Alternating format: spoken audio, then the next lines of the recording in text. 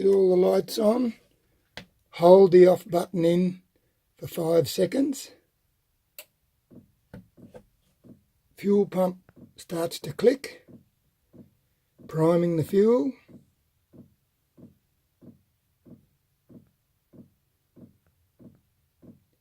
That has been checked. The fuel is right up to the pump. Right up to the unit, I mean.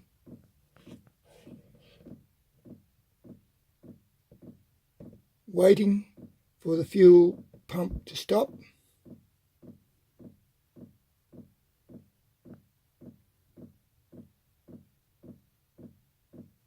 Still clicking.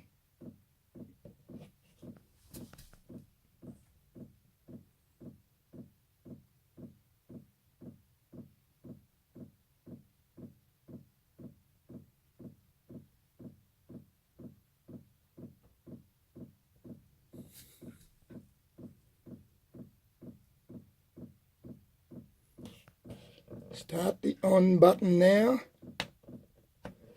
All lights and fan light comes on. Nothing happens.